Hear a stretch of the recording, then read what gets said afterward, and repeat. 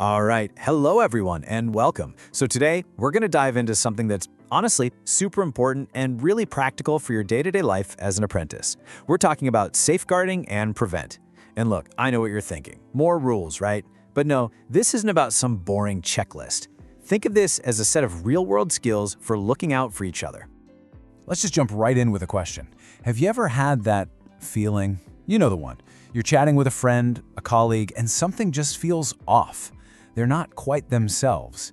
Maybe they seem a little distant or a bit more on edge than usual. It's that gut feeling, right? I think we've all been there. Okay, so today we're actually going to unpack that feeling. We're going to talk about what it means, especially here at work, and what our part in all this is. And to make it real, we're going to meet someone named Sarah and follow her story. Because seriously, this is so much more than just some policy you have to tick a box for. It's more like a toolkit, you know? A toolkit for being a better colleague, a more aware person. It's really about building a place where everyone feels genuinely safe and supported. So let's get the official definition out of the way. What is safeguarding? Well, at its core, it's about protecting people from any kind of harm. And that's not just the physical stuff you might think of first. It's just as much about emotional and psychological harm, which can be a lot harder to see. But okay, let's ditch the jargon for a second. What does that actually mean for you and me? Simply put, it's the art of looking out for each other. It's about being proactive, not reactive. It's about creating a culture where people feel safe and know for sure that there's help available if they're struggling. Okay, so where does this thing called prevent fit in? I love this analogy. Think of safeguarding as the superhero, right? Like Batman or Wonder Woman. Their mission is huge, protect people from all kinds of harm. Prevent is the expert sidekick. Think Robin. It has a very specific mission, protecting people from being drawn into extremism and radicalization. They're a team, and they work together. All right, that's the what. Now for the how. It's great to know the theory, but what does this look like in the real world? What are we supposed to actually be looking for? And yeah, this is the big question, isn't it? So what are we actually looking for? And let's be super clear. This isn't about being a detective. It's not about spying on people. It's just about being aware, being a good human. So what are those signs that might tell us someone is feeling vulnerable and might need a bit of support? You know, we're really looking for small changes, those subtle shifts, like maybe a colleague who used to be really social is suddenly keeping to themselves all the time.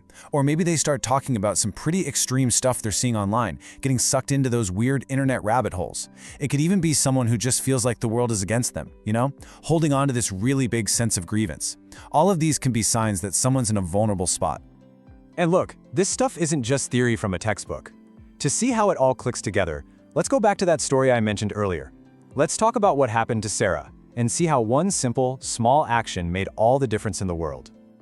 So check this out. It starts with a problem we can all relate to, right? Sarah's going through a tough breakup and feels totally isolated. That feeling of vulnerability pushes her online looking for a community, and she ends up in some pretty extreme political forums. But, and this is the absolute crucial part, her mentor notices. They see that she's changed, and they don't just brush it off. They just do something simple. They just suggest she talk to a support service. And the result of that one little conversation, Sarah gets the help she needs and finds much healthier ways to cope. It's that simple. So listen, the main takeaway here is huge. Sarah's mentor wasn't some kind of counter-terrorism expert. They didn't have all the answers. They were just a good colleague who was paying attention and was brave enough to say, "Hey, are you okay?" That one simple conversation changed everything. Your job isn't to be the hero who fixes it all. Your role is just to be the person who notices and who helps connect someone to the people who can help. Okay, and that brings us to maybe the most important part of this whole thing. Let's make this about you. Right here, right now.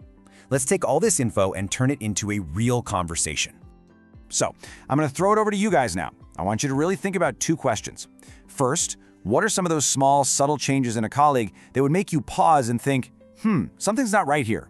And the second one is super practical. If you did have that concern, who is the very first person you would talk to here? Who's your go-to? All right, let's open it up and talk about that.